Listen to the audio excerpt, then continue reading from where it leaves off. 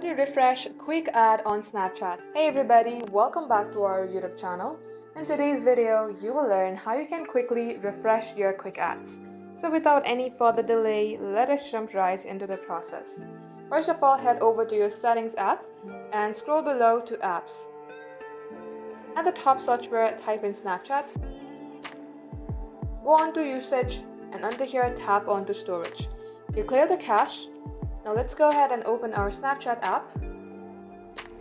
Get logged into your Snapchat account, then tap onto your Bitmoji on your top left. Scroll at the below of the page, then under Friends, tap on Add Friends. Now, these are all the friends that are under my quick ad list. If you don't like a person, then simply click onto the cancel. Now in order to refresh your page, all you have to do is pull your screen downward like this.